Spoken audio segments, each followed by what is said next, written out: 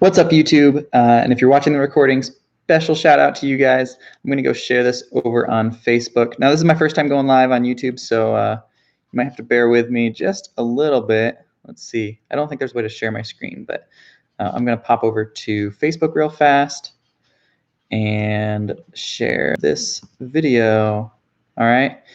So when you guys join up, let me know if you have any other questions. I've got a script over here that I'll be going over, but if you've got any other questions about retail arbitrage, Q4, whatever you want, let me know and I will try and go through as much as I can. I've got about 30 minutes or so. So yeah, let me know what you got. If you're watching the recording, also drop a comment down below. Even afterwards, I'll try and go back through and answer this stuff. If you guys haven't yet subscribed, I recommend you doing that. And then there's a little bell icon. If you toggle that on, you'll actually get notified on your computer whenever we push out new content to our YouTube. So if you like our free content, go ahead and turn on that little bell. Give this live video a like, comment on it, all that stuff. All right, almost there. Where is it? There we go. All right, I posted the live video. We should start getting people popping over soon. Oh, wow, we got 18 people in here already. Sweet. Hey, guys, that was real fast. Let's see, we've got Jacob, Jace, Darla, Maggie, DKD, Little One. Awesome. Hey, guys. People are waiting in the other video. There were 2 live pending. Yeah, I tried to do another live and it didn't work. I don't know how to fix it. I don't know if someone wants to pop over there and tell people to come over here. I honestly have no idea how it works. This is my first time going live on YouTube, so it's a learning experience for all of us. All right, well, welcome everybody. Okay, so I'm gonna go over, in this session, I'm gonna go over some of the stuff that I've been seeing a lot in the group, just recent questions that I've been seeing a couple times over and over. And then for those of you who commented on that post about an hour ago, thank you. I've got all your comments written here on my little piece of paper. I'll be going through that stuff. First live video ever watched on YouTube. Awesome, yeah, first time ever doing one, so we're in the same boat, man. Excited to learn more. Awesome, okay. So first off, some things that I've been seeing a lot in the group. Let's see. So I've been seeing a lot of people asking, like, what next? So they set up their account, now what, or how do they ship stuff in? So fall into 2 categories. If you have Inventory Lab, this is a different story. I've done some videos where I use Inventory Lab. I'm gonna assume the people stuck at this section are not using Inventory Lab as their listing software. So I'll try and explain it. I unfortunately cannot share my screen inside of YouTube, but I'll try to explain it. So basically, when you list your item, you're gonna go through and go to in Seller Central on your phone or on your computer, whatever you want. You're gonna add a product, type in the UPC, all that stuff. You're gonna put in your price, who's fulfilling it, whether it's you or Amazon. That's pretty much the only big 2 pieces of information. Oh, and if it's new or used or like new or blah, blah, blah. Once you click submit, I would advise not continuing on. So when you submit, if you're in Seller Central, it will push you through into the shipment area of Seller Central. You don't actually want to be there yet. So once you click submit on that item, and make sure you mark if it has batteries or if it's hazmat or whatever. Once you click submit and you get through all that and it takes you to a shipping area, go ahead and exit out of that or go back on your browser and do that with all of your items first. So just list them, get to the shipping, and then go back. List, get to the shipping, then go back. Once you have all your stuff listed, then in Seller Central, if you go to the tab inventory and go to my inventory or my FBA inventory, what you're going to want to do is select the little checkbox next to all of the items that you now have sitting next to you. They'll all be listed, but they'll all say inactive because you haven't sent them in or done anything with them. So you're going to click all of the little check boxes, and then up at the top left, there's an action menu. You're going to want the one that says send/replenish inventory. Then when you click that, then it will take you to the shipping menu. All the items will be together in the same batch. They might not go to the same warehouse, but they'll be in the same batch. After that point, you're going to tell Amazon which items are in which boxes. Amazon will tell you what warehouse to send stuff to, but let's say you have 300 items. Well, 300 items, it's not going to fit in one box. So you'll have to tell Amazon how many boxes you actually have and exactly what item is in each box. Now, as far as labeling goes, you've got three options. You can tell Amazon to use the manufacturer label. This is also called commingling. So if you do a search in the Facebook group for manufacturer barcode or commingle, you should pull up some information about that. Basically, all of those items get lumped together. You and all the other sellers, all your stuff gets put in a big bin together, and stuff will sell from there. What we recommend, if you're just starting and you do not have any tools, I recommend you pay Amazon the 20 cents to label your stuff for you. It's going to save you a lot of headache. It'll keep, for the most part, it'll help keep your stuff together in the same shipment, going to the same warehouses. So try and batch your stuff together. But yeah, and it only costs 20 cents. So if you don't have money to buy like a Rollo or a Dymo or one of the other thermal printers, I personally, I used the Avery 30 up labels about one time, and I felt like it was costing me quite a bit more money because I was wasting so many labels.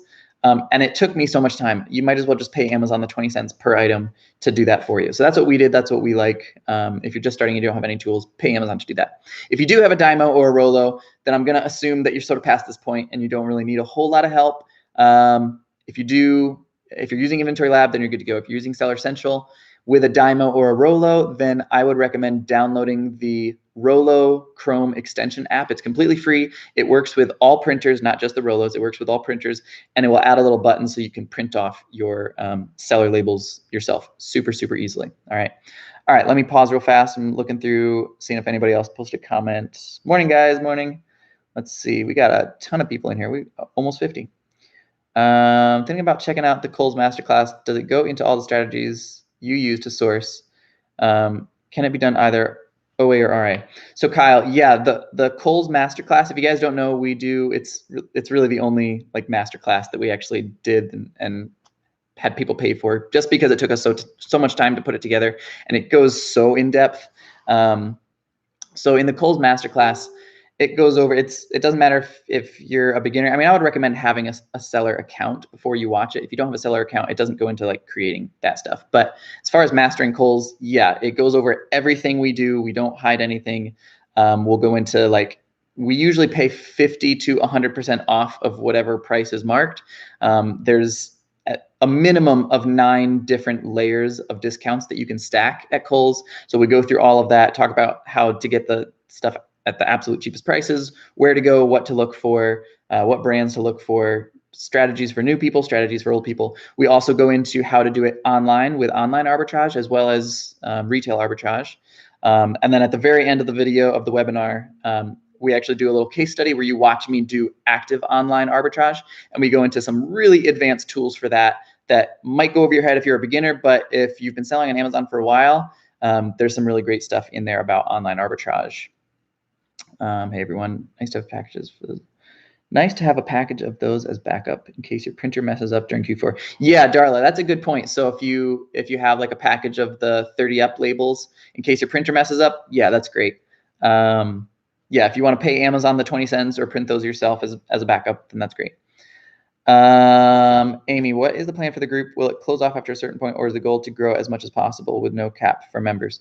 The current Hustle Buddies, I don't plan on ever shutting it off.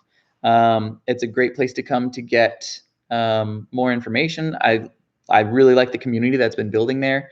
I don't know. I haven't seen quite this kind of community in other groups that we're in, which is why we started Hustle Buddies. We really felt like there was a lack of like a positive environment. There's a lot of groups we'll go to that they have good information, but when someone asks like a beginner question, either everyone bites their head off or it goes unanswered or whatever. And there's just not that like positive, uplifting environment, especially for beginners. So we sort of created that. And as far as our current plan, we intend to keep it that way for a while. If the group grows to 10, 20, 30,000 people, we may consider other like subgroups for other things. But for now, Hustle Buddies is where we all get together and we all help each other and build each other up. All right, let me go through some of my list here. Again, if you guys have questions, feel free to drop them in the comments. I'll kind of pause every now and then to try to look over there. Feel free to interrupt me if I'm going through something. If you haven't yet, please give this a little thumbs up, drop a comment on it, all that stuff, so that YouTube knows that we're doing the right thing. Okay, so I've seen some people ask recently in the Facebook group, like, what are the must-have tools? Like, you can't do Amazon without it. There is no such thing as a must-have tool. There are tools that save us hours and hours and hours of time. You'll do things 10 times faster, but if you guys watched our really long intro video, you should have heard our story where like we started with $100 and we didn't buy any tools. We did everything the hard way. We did everything the free way. Everyone is different. If you have a little extra money to start, then absolutely get the tools. They're definitely worth it. But if you are dirt poor, you only have $50, $100, whatever, I would say pump that money into inventory and then do things the hard way, because what you have in the beginning is time. And what you lack is money. So you sort of have to trade places. If you don't have much money, then just spend all the extra time and do things the hard, free way. So yeah, there's no must-have tools. As far as like the first tools that I would get, first I would upgrade your account to a professional account. Then I would probably get Inventory Lab and Scoutify. Those are like our first things that we got, and they save hours and hours and hours of time. All right, someone asked about the amount that Amazon withholds in your account, like the payment amount that they withhold. I know some about this, but not a lot about this. So actually, accounts that were created a while ago, so when my account was created, the current process was not in place. If you created your account in the past year and a half, there's actually a button at the top right corner. If you go to your payment section in Amazon, so go to Seller Central, go to payments, at the top right corner, there's a little button that says request disbursement. You can do that every 24 hours and they will send like a portion of your payment to you. I actually do not have that option. That was created for you guys in the past like year and a half, and it's not available to older accounts. So for my account, nothing is withheld. However, I can't request disbursements. Like I have to wait the 2 weeks. So with that said, I don't know all the details about how much is withheld or what percentage or things like that. You can probably find that information within Amazon if you search in the Amazon search bar. If you go to Seller Central and click on the search bar and go to account withholdings or something like that, you can probably find some information. But I will say we're getting the same amount of money. Like if you wait the full 2 weeks, you would get paid out the same amount that I would get paid out. There's not like a big withholding. It'll come to you eventually. So I wouldn't worry too much about that. People were asking when/how to scan receipts. Okay, so when I go to Walmart or something like that, and I'm typing in my stuff. Now, again, I'm using Inventory Lab. So in Inventory Lab, I can notate when I purchased something, where I purchased something from, how much I purchased it for. All of that information is recorded inside of Inventory Lab for me automatically. You can do that yourself with an Excel sheet if you do not have Inventory Lab. So again, that's the hard way. You can do it yourself. You can take the extra time. And that's great. But so I notate when, where, how much, all of that information I keep good records of. Then the receipt, I personally use a really expensive receipt scanner because that's what we need at our level. When you're just starting, I would recommend like taking a picture. There's some receipt like scanning apps in your phone, not receipt scanning like to get a refund. I know people were talking about that, and those are great, but I'm talking receipt scanning for like basically you take a picture of the receipt and it turns it into a PDF. And then there's some great tools, some great free tools that you can find. It's called Abby Fine Reader. I'm going to type that, Abby Fine Reader. So Abby Fine Reader, it uses OCR technology. What OCR basically does is it will look at a picture of, like, let's say you have a PDF that is just a picture of a PDF, basically.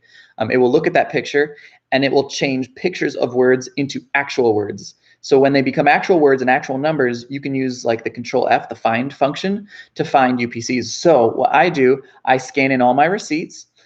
The file, I will name it as today's date, or the purchase date. It's usually that same day, but the purchase date and the store name. So I'll have a receipt that's called like Oct 319 Kohl's, for example. Well, actually, I went to Kohl's yesterday, so Oct 219 Kohl's. So I will scan the receipt in, I will name it that, and then within the file, I'll use the OCR software. And so when I'm trying to find out how much something cost, I can pull up that PDF, I'll push Control F, and then I'll actually scan the barcode. So the barcode is the same as the UPC. Those are synonymous. It's the same numbers. And when I scan the barcode, the UPC number will be entered into my Control F, the find function. It is entered into that, and then it'll highlight that exact item on the receipt that I already scanned into the computer. So that's sort of like an advanced tactic for you people watching this live video. Yeah, so that's how I do it. When do I do it? Immediately, so that I don't lose receipts, and I do it for all receipts. Repricing pitfalls. All right, I'm going to pause real fast. If you've got any other questions, drop them down below. I'll try to get to them. I've got about 15, 20 more minutes. Okay, repricing pitfalls. I think this person was specifically asking about repricing software. Currently, for where the group is at, 99% of the group are new sellers that have started within the past 30 days. If you started within the past 30 days, I don't really recommend repricing software. I would recommend that once you have above 300-400 SKUs, because at that point you can no longer realistically be repricing stuff yourself. Once we get closer to Black Friday, I may push out a couple ideas. So there are reprices that we use. I'm not going to recommend those until we get closer to Black Friday, I think, because I don't want people spending money on tools that they don't really need right now. I would rather you do things the free way. I don't want to like sell you affiliates and things like that you don't actually need. So I'm not currently going to recommend any. There are some that we use. There are some that are great. But unless you've been selling for a few months or you have a few hundred SKUs, I don't recommend any. As far as like a pitfall with manual repricing, always match the buy box for two reasons. One, beating the buy box by a penny or whatever has statistically, in all of the studies that I've seen, statistically has not gotten the buy box any faster. So that's the first reason. It doesn't help you to actually beat the buy box, just match it. Number two, the vast majority of established sellers use repricing software. Repricing software will only kick in if that person does not have the buy box. So if you are priced at $27.97 and this other person using the repricing software is priced at $27.97, their repricing software won't do anything because it's at the buy box. Since it's already there, it does nothing. If you beat them by a penny, then whatever they told their repricing software to do, it will activate. And so by beating them, you actually will get the buy box less often because they will, like automatic repricing softwares, will attempt to beat you and will attempt to undercut you and will attempt to get the buy box away from you. But if you are okay matching it, then you will both share, both of you will get more sales, the price won't drop as fast. But yeah, so that's sort of a general tip. Next one, expiration labels, how to like print expiration labels on your items. For this, I would say pay Amazon to label your items if you don't know how to do this. There's some stuff inside Seller Central as far as like regulations and what you have to do. You always have to put an expiration date on an item if it has an expiration date. So all grocery items and most topical items will have an expiration date. You always have to put that on there somewhere. And there's requirements. I would recommend going to Seller Central, doing a search for expiration date labeling or expiration date, something like that. Find it from the source. Don't go to a group. Don't go to like YouTube. I mean, you can do that afterwards, but find it from the source yourself, because a lot of times I'm seeing people get information that they sort of play telephone with, and it's not quite the right information. So go straight to the source. It's very easy. Go to Seller Central and look that up. I would pay Amazon to do it for you at the beginning if you don't understand. Once you sort of understand it, then it's all done for you automatically inside of Inventory Lab and all that stuff. I saw someone talk about insurance. So if you guys are here and you're curious about, do I have to get insurance?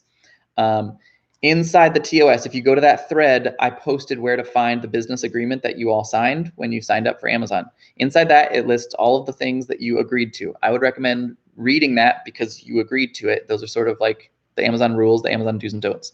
Now I'll give this live group a tip. For insurance purposes, there's two different sections. One talks about if you go over their insurance threshold, then you are required to get insurance.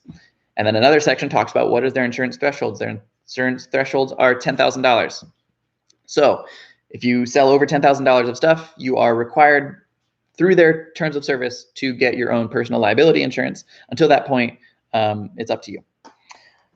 All right, and then lastly, how long does inventory wait until it goes active? That really depends. Depends on where it goes, depends on the item, depends on the warehouse, depends on a lot of things.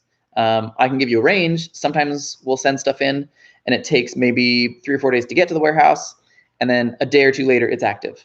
Sometimes it takes a week to get to the warehouse, and then the warehouse takes another week or 2 weeks to process it and get it active. So it really depends.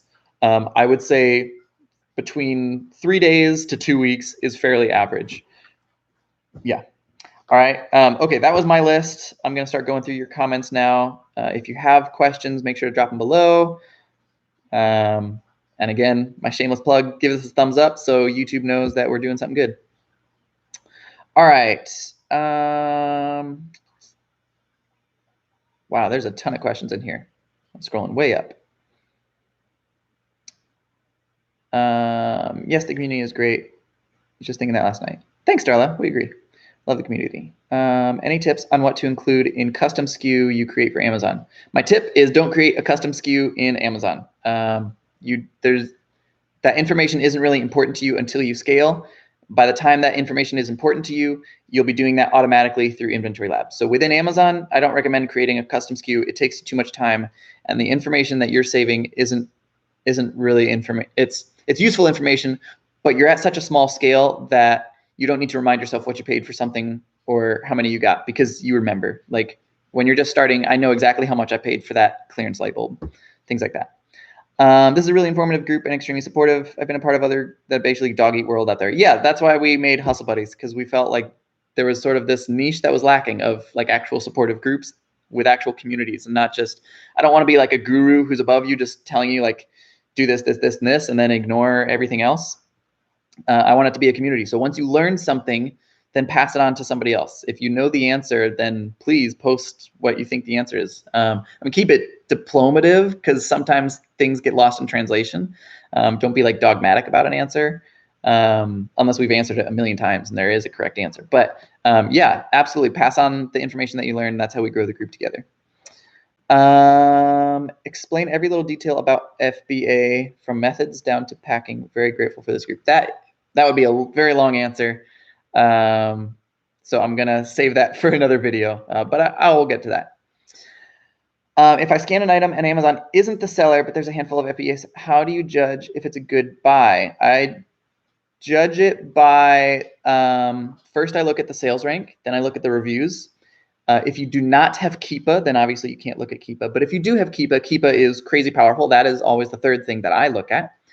After I look at those three things, then I will look at price. A lot of people get caught up and they look at price first and they say, wow, this is a great buy. I can get it for $5 and sell it for 50.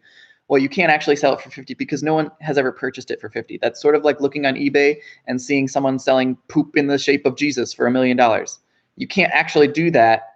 It's listed, but it doesn't sell. So you can list something for whatever you want, but it doesn't sell. So if it's not selling, don't even look at the price of it. So look at sales rank, look at reviews. Sales rank is tricky because every 15 minutes the sales rank will change. That's why I say look at Keepa. If you don't have Keepa as a tool, in general, I would say stay at least within the 1% of any sales rank chart that you see. We tend to stay within the 0.25 percentile of almost all categories. Monica, do I have to request payment or will they automatically send it? They will automatically send it every 2 weeks. You do not have to request it. But as you go into Q4, I would recommend requesting it, because then you can turn your money faster. Like if you sell an item today and you get the money tomorrow, you can request that disbursement tomorrow, buy a new item, and then have that new item sell in another 2 or 3 days. So you can flip your money a lot faster if you are requesting it. Brenna, my account is set to Amazon labels and I always double check that's the case, but no matter what, I end up with BFN SKUs. That B and X FN SKU, I don't really know what people are talking about with that. We've never messed with that. I don't look at the FN SKU. Yeah, if it's set to Amazon label, then Amazon is labeling it. And that's really all you got to do. Do you scan barcodes in the store or do you type in the product in the seller app? Kyle, yes. Yes is the answer. We scan the barcode and we type in names. We'll do, usually actually we do voice to text because it's a lot faster. And you'll find a lot of interesting items that maybe they don't have the correct UPC listed, or maybe it's a bundle and it doesn't have a UPC. You'll find some interesting products if you search stuff by name. Brenna, I've deleted and re-entered double-checked settings. Any idea on how to fix this? Oh, I think that's the FN SKU thing. Yeah, I wouldn't worry about that. If Amazon is labeling it, then Amazon is labeling it. That should be the end of the story. The auto send. When I match low price, am I to match the low used price or the match FBA price? That depends on if your item is used or if it is new. Substantial difference between the two. I'm worried I might be mispricing. So a couple things. First, if you're selling a used book, then you match the used price. If you're selling a new light bulb, then you match the new FBA price. With that said, you can look at Keepa. Now, the free version of Keepa will tell you the historical price of an item. It won't tell you other information, but it will tell you historical price for free. So you can go to Keepa, you can type in the UPC there and see where the price is. I did a video on how to interpret Keepa graphs. I did that. It's here on YouTube and also in the group. You can do a search for Keepa or just look through our channel here on YouTube and we'll go into that. But that's how you know what to price at. I say for us, 99% of the time, we are matching the lowest new FBA price. 99% of the time. Do you ever get asked by an employee from Kohl's or whatever why you're purchasing something? Sure. I tell them the truth. There's no reason to hide. What we're doing is fine. They like what we're doing. We're emptying out their old stock.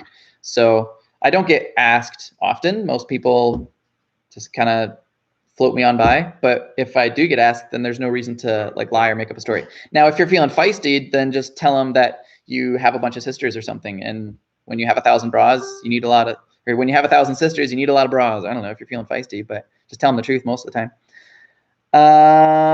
Tony, he covers that in the masterclass. It's worth it. Yeah, I agree. At the end of the masterclass, we source an item live, and if you go buy the item, like it pays for the class right there. So I agree. I'm glad that you got some value from it, David.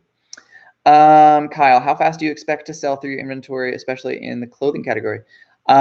Ideally, I want to sell through within a month, maybe 60 days. It doesn't always happen, but that's what my goal is. That's what I shoot for. That's a big reason I tell people to go wide, not deep. Get one of 100 items instead of 100 of one item. Even if it's a home run, don't go deep, go wide, especially in the beginning, because you don't know what you don't know. You don't know what mistakes you might be making. And so, yeah, going wide will help you sell stuff out as well. All right. Karma or Charme? Miss Lopez, I will call you. When Inventory Lab tells me I need bubble wrap and label, it's bubble wrap label. It says, where do I find the info I need for that product before I ship it? That is before you ship it. So maybe you can expound on that question a little bit more because I'm confused. Shannon, how much should we focus on getting ungated? I would say not at all. Well, maybe not at all, but 70% of what we currently sell is not gated for anybody. So, and we've sold over $1 million of stuff. So that means in the past 2.5-ish years, there's been $700,000 of product that we have sold, that we scanned, that anyone can buy, that anyone can sell. So there's plenty of stuff out there that is not restricted or gated. I would say focus on finding what is ungated rather than focus on getting ungated. But with that said, it is always worth it to go to a browser, not the app, but go to a browser and go to the restriction and just click apply, because a good 10% of the time you'll get automatically accepted just for hitting that apply button. Amy, what if the buy box is too low? Then you don't buy it. It's a bad buy if the price is too low to sell. Is it bad to go higher price based on Keepa history? No, that's a good thing. So for example, like this Kohl's deal, Amazon matched the price of Kohl's. So Amazon they had $40 bras, but they priced it $19.19 because that's what Kohl's was pricing it at. So for that situation, I looked at Keepa. I saw, oh, this bra is always $40 except for the past 3 days. So of course that's a great buy. And then when I bought it and shipped it, I listed it at $40 and not $19.19. Nate, how important is it to get incorporated in an LLC or other? It depends on how serious you want to take this. If you're just dabbling, it's not important at all. If you're gonna make this into an actual business, then yeah, absolutely. There's so many tax advantages and stuff. There's no reason not to, and it's pretty simple and really cheap. You can do it yourself. It takes 30 minutes maybe. I wouldn't pay someone to do it because it really only takes 30 minutes. And most of it is free. Some of it might cost some money depending on your state, but yeah, we like S Corps. But that's for large sellers. If you're just starting, make a sole proprietor, do stuff through that, and you're great. I currently have an apparel business that I just started. I was wondering if I should be able to use for a business account since I have an EIN number. Yeah. If you've got the thing and you have the EIN number, you can use that over in Amazon. And then I would recommend getting a sales tax certificate or resale license or whatever your state call it. Every state has a different name for that. The Lupus Warrior. Every state has a different name for that, but I would recommend getting that. Thanks, Nate. You guys rock. Thanks, Jessica. Do you include sales tax in your item cost? All right, exclude it totally. I personally exclude it totally. because either we used our sales tax certificate in store and did not pay sales tax, or we are going to be writing it out at the end of the year as part of our cost of goods. Now, you'll need to talk to an accountant, figure out how you guys want to record that, but the government doesn't double dip on sales tax. You don't pay sales tax for something that your customer also is paying sales tax for. That's double dipping. That doesn't work like that. So I don't include it because it's not really part of my ultimate cost of goods. I might pay for it now, but I will eventually get that money back. Can we rewatch this later? It should be recorded on YouTube as far as I know. But again, this is my first time doing it on YouTube, so I'm not sure. But I would assume so because I've got likes, it's got comments. If you're liking this video, give it a thumbs up.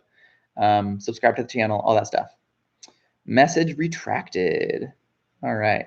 Aaron, how many items do you typically get returned percentage-wise? Do they typically resell again? That's an interesting question. Couple different answers. As far as a straight return rate from Amazon on bras, we run about, currently I think it's like 11%, 12%. Of that 11, 12%, I'd say 60, 70 will get relisted automatically by Amazon. We don't do anything. Of the 30% that comes back to our house, 90% of it gets relisted. So after all of that is said and done, maybe 1, 2% of the stuff is actually like worn, tags ripped off, smelly, stained, whatever. That stuff we throw away or donate, or we wear as hats. In Seller Central, once inventory is entered, do you have to update match right before shipping? You can change your pricing whenever you want, however often you want. Whether it's before you ship it, after you ship it, doesn't really matter. It's not too important. Finally here, baby was fussy. Oh yeah, I get that. My baby is sleeping right now. That's why I can do this. And could you touch on why Amazon frowns upon deleting shipping plans? I know we can amend them. You'll have to ask Amazon why they frown on that. I think a lot of people were sort of misusing it and doing some things that they shouldn't have been doing, but I don't know exact specifics. Michael, what's up, man? Since you work from home, how often do you shower? I mean, what is this, October? So that's, let's see, November, December. No, I'm kidding. Where do you see your business in 1 year and 5 years? In 5 years, we hope to be fully retired. Yeah, we hope to be fully retired. So I don't think I'll still be doing this in 5 years, not because Amazon will be bad, but because I will be done. In 1 year, I think we'll be pretty much where we currently are. I don't really want to scale our current business any larger. I would rather diversify rather than scale what we currently have. So what we currently have is fantastic. We love it. It's awesome. We're teaching other people how to do it. I want to diversify my risk to help kind of mitigate some risk. So in 1 year, I see us doing the exact same thing. In 5 years, hopefully, we won't be doing anything. Kyle, will you compete with Amazon on a listing? Yep, all day, every day. I never do not sell something because Amazon is on the listing. Thanks for the info. Wish I could walk with you for a day. You can fly down to Orlando. We had Ivan. Ivan signed up for like our mentorship, and he actually flew down here in person. So we worked out a deal with him. But I mean, if you have the time and you have the money to fly down, like I'm happy to walk around with people. Now, I mean, I have a business to run and things like that, so it's not free, but I'm not going to charge you a ridiculous amount of money if you do actually come to Orlando and want to walk around with me. Is there a maximum number of other sellers on a listing that you decide? Too many others, Darla?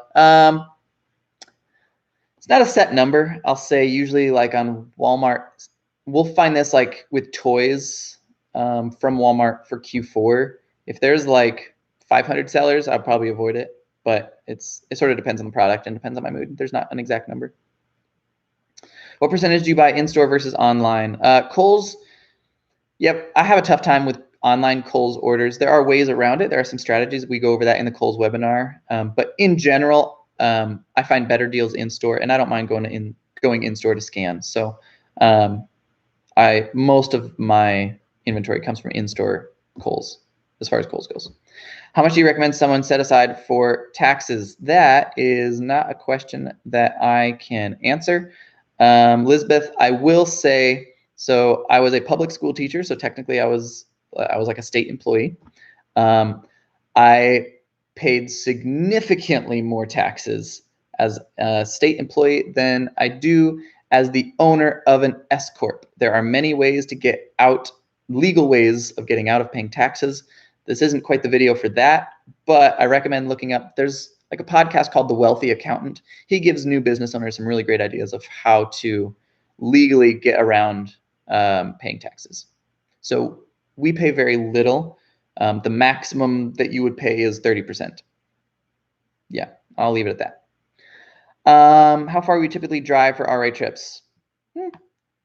I usually go like 2-ish hours away. Now I'm in Central Florida, so I can go to Tampa within 2 hours. I can go to almost Jacksonville within about 2 hours. I can go to the East Coast, like the Space Coast, in about 2 hours. So I'll do 2 hours just because I have so many things, but I've gone further before.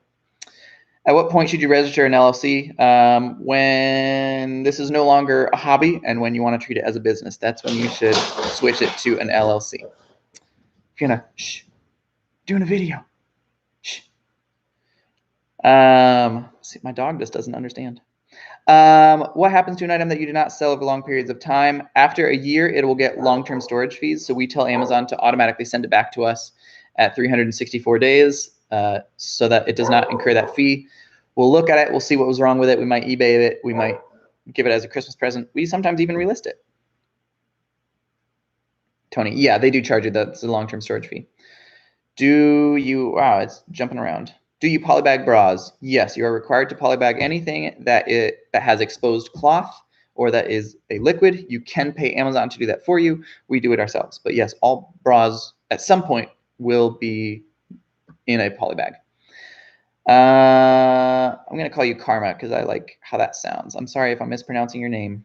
In Inventory Lab, where does it normally say you need polybags? It says bubble wrap label questions. When in doubt, polybag it because it's never the wrong answer. Nothing bad happens if you put a polybag on something and it doesn't need it. The product is a jar of bath salts. If it's not a liquid, most likely it does not need a polybag. But if you're bubble wrapping it, I like to put bubble wrap inside of polybags to keep everything nice and wrapped together. So you can polybag anything you want. You can polybag chapstick or a Lego. Yeah, you can put anything in a polybag. So when in doubt, put it in a polybag. What are our biggest ungated categories? I would say grocery and bras, Julia. So that's why we did the big bra workshop and webinar that's still up in the group. It should be available for another few weeks. But I believe we're taking it down in the middle of October as we start pushing out some other webinars and things like that. All right. Okay, I will continue getting to questions, but so here at this 37-minute mark, I did want to give you guys an announcement. So I believe Saturday night, I'm going to say 80% chance Saturday night, I will be pushing out my next webinar, my next big in-depth webinar. This one's going to be over Q4, okay? So if you are interested in how to maximize your profits during Q4, make a killing during this time, this is the perfect time to start Amazon. And so I want to get people off on the right foot, give you some really good actionable tips, go really in depth as far as strategies, things to avoid, things to do, all of that stuff. So we're going to do a how to crush Q4 in-depth webinar that will most likely be held on Saturday night, 8:00 p.m. Eastern Standard Time. That's our time. Yeah, so we'll be doing it then. If you're interested, we will be running a sale to make it very affordable for anyone who wants to go live. What we're going to do, we're not going to limit how many people go into it, but we will be increasing the price after it is already done. So if you don't catch it live, that's great. You can catch the recording, but we want to sort of reward the people that are there live. You'll be able to do some Q&A at the very end. And so we're going to run a sale on it. So stay tuned, keep an eye for that out in the group. And then for people who are in this live webinar, if you want to have a chance of getting a free entry into that webinar, there's 3 things that I need you to do. I need you to thumbs up this video. I need you to post the comment. Let's say the comment word is retail arbitrage with an exclamation point. Okay, so in the comment section, type the phrase retail arbitrage exclamation point. What I'm going to do at the end of this video with everyone who's still here is I'm going to go through and add all those names to a list, and then I'm going to use like a random name picker and pick one name from that list, and you'll get free entry into the webinar. So that's a little giveaway that we're doing to reward you guys for sticking with me for this live video. All right, so remember, you got to thumbs up it, you got to comment retail arbitrage with an exclamation point. And I'll probably give a little bit of preference if you're subscribed to the channel as well. So yeah, I'll probably weight it towards that. All right, back to questions. My kid is still asleep, so I'm just going to keep going until I start hearing crying. Do we prefer a certain brand of boxes for shipping? No. When I was starting, I preferred dumpster brand boxes. I worked at a school and we had a big cardboard dumpster behind the school. So every day after school, I would grab a bunch of boxes out of the dumpster and take them home. Currently, we work at a pretty high capacity level, so it's more beneficial for me to spend my time sourcing than it is finding free boxes. So currently we buy boxes. I like boxes from Home Depot and Lowe's. Lowe's boxes got a little bit thinner this past month, so I've been using Home Depot boxes the past little bit. But yeah, they're cheaper than anything else. It's cheaper than Uline. It's cheaper than Boxery. Like the places you can find them wholesale online are always more expensive than just going to Home Depot. And you can use a coupon like a 10% off for Home Depot. So I have yet to find it cheaper or better than that.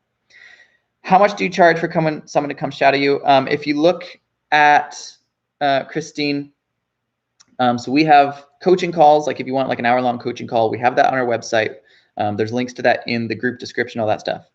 And then there's also ongoing mentorship programs remotely. So we would continue to have calls. You get into the insider group, all that stuff. There's a bunch of great benefits with that. And then you have ongoing access to me. I don't advertise this a whole lot because I don't have time, but if someone were to come shadow me, what I've done in the past is just charge a small percentage of what my hourly coaching rate is. So yeah, so go to the website, look at that. If you're interested, you can send me a PM, but I don't really want to advertise that too much because I'm pretty busy. I don't want to have like a bunch of people asking me to do that. But if you are very seriously interested, then I could do that. You guys have seriously helped me explode this business the first 50 days. Awesome flip. I'm super happy to see that. Not a problem. Let us know how else we can help. If you see other people ask questions that you know the answer of, we like to say, reach back to give back. That was a big motto that I had growing up. Elizabeth, thank you for the information about tax. Appreciate it. You're welcome. Julia, do you make more on Amazon than on eBay? Yeah, we make almost nothing on eBay because we don't really do eBay. We use eBay for our returns and our bad buys. But see, the difference is Amazon is scalable. eBay is not really scalable. I sell on an average day, I would say 60 to 150 items. Okay, if I sold that many on eBay, my entire day would be shipping and packing and prepping and sending out individual packages. I'm not going to spend my time doing that. That's why we liked Amazon, because it's so much more scalable. I do all of my work about 3 days of the week, and the other 4 days I stay home with my kids, I work on a group, I do other business ventures. That's why we do Amazon. So sure, you can make money on eBay, and it's not a bad method, it's just not really scalable in the way that Amazon is. Brenna, just to clarify on Amazon labeling, I didn't mean that Amazon was the one labeling. I meant that I selected merchant labels, but Amazon label instead of manufacturer label. I heard that B, FN SKU are just ASINs. Yeah, I don't know what this B, FN SKU or X, FN SKU is. I don't know where that information is coming from. I don't personally know the ins and outs of what the letters mean. But if you are printing a label, put that label on the item and you're good to go. That's pretty much the end of story. I think it's sort of overthinking and overcomplicating something if you worry further about it. Wow, there's like a million people that just type retail arbitrage. Let me see. How can you tell if it's a good item if there's many different sizes and colors? That's a sort of a long conversation, Kyle. I would say we do go into that in the Kohl's masterclass that we have available. Use Keepa, I would say, is generally good advice, but that's a really long conversation, Kyle. Monica, as far as sales rank, the lower the number, yeah. So if it's ranked 1, it means it is the #1 best-selling item. If it's ranked 1,000,000, it means it's the 1,000,000th best-selling item. So sometimes the way that people say it or type it is a little bit confusing. They might say it has a high sales rank, and sometimes they mean high as in it's towards 1,000,000. Sometimes they mean high as in it's good. yeah, technically speaking, the lower the number, the better. But you sort of have to do some interpretation as far as if someone says high and low, because high in English sort of means good sometimes. So yeah, that's why it gets confusing. Charme, awesome, thank you, Charme. I'm sorry. Two schmucks, woohoo! Yay! Is the photo of ranking percentages for various that was shared pretty accurate? It is accurate for what it is. Is it a useful tool? Debatable. So there's two places that I know of that create those sales rank images where they like sort of break down the categories. Both of those places no longer create sales ranks because both of them have publicly said this isn't really a good way to judge an item because there's more exceptions than there are things that follow the rules. So both of them have stopped creating those, which is why you don't really find brand new ones usually. So I don't really look at that, but you can. I would say just stay within like 1% or 0.5% or something, and you should be all right. All right, I think that is most of the questions.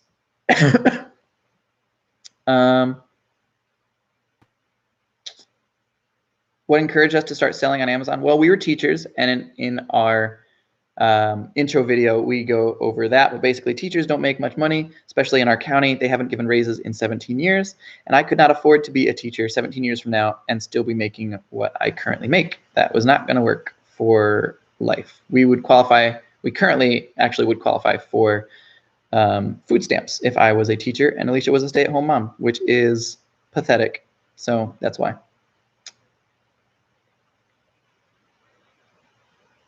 How do you like the video on YouTube mobile? You know, I'm not sure. I think other people are answering it though, but yeah, give it a thumbs up and type in retail arbitrage. All right. I'm going to pause answering questions for now and start. I've got a program that should pull all these names over. So I'm looking at my screen now. I don't think I can share my screen live, but I'm doing a name. All right, so I'm doing a name picker. And then basically I'm just copying and pasting. It helps when there's like big chunks of people because then I can just copy and paste all that. All right, so I'm copying and pasting all of these in. This might actually take me a little bit, so I'm probably not going to do this live. I am in the process of it. And then I'll post in the status on Facebook, and I will post here the winner, whoever gets the webinar for free. That should be happening on Saturday unless something comes up. We might have a court date, but for the most part, we should be good to go on Saturday. All right, I'm going to do, let's say, 3 more questions that I find and then cut this off because it's getting to be a pretty long video. All right. In the webinar, will you cover Black Friday and holidays? Yes, Elizabeth, the upcoming Q4 webinar, I will go over Black Friday. I'll go over looking for BOLOs, selling stuff for the holidays, strategies for that. Yep, that will all be part of it. How far into this did we decide to hire packers? About a month. That was pretty much like the first thing we outsourced because we knew a lot of 14-year-olds who had families that we were friends with that were always bringing their kids over and said, oh, let our kids do work for you. And so we paid them a few dollars and they took clearance stickers off of us. So that was sort of a no-brainer.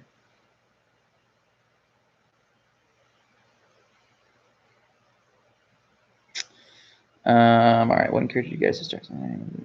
At the top right corner. When will we be launching the Q4 webinar? Saturday night, 8 p.m. Eastern Standard Time. Stay tuned. We're going to make an announcement in the group here shortly. So big event. And we're running a sale on it. If you just joined us, we're going to be running a huge discount on it for anyone who signs up as like one of the early bird people to go to the live event. And then we will continue offering the Q4 as a recording. They just won't get as slick of a deal. At what point did you decide to start using inventory? It jumped. Using Inventory Lab and Scoutify. After a certain number of items, we started using Inventory Lab probably about 3 months in. If I'd known about it sooner, I would have used it sooner. Yeah, pump everything you can into inventory, but once you start having a difficult time processing your stuff and having enough time to do all that, then get Inventory Lab to do it faster. And then you can spend more money because you have more time to spend it. How much do we pay per month on expenses?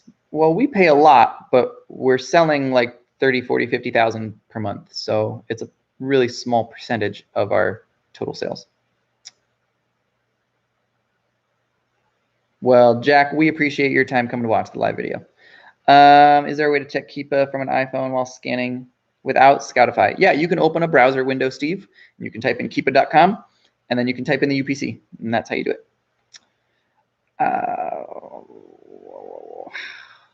How often do you ride the teacups at Disney? I would say about once every lifetime is how often I ride those teacups. I do go to Disney a lot, though. So if you see us over at Disney, come say hi. All right, I think that is about it. Yeah, so if you guys haven't subscribed to the channel, we do a bunch of other videos here. We've got tips on Keepa, our story, tools, some in-store stuff. So we'll keep posting stuff here to YouTube, but we appreciate you guys coming over to this live video. Thanks for liking it. I'm going to punch in all the names of people that were here during the live session. So I'm gonna cut it off in about 30 seconds. So as of now, Herman Lee was the last person to say, I'm not saying he wins, but I'm gonna take all of the names up to Herman Lee because those are the people who are here for the live event. And then I'll push all of those into the random name picker, and one of your names will be picked, and then we will let you know who won. All right. Thank you guys so much. We'll see you. Hustle on.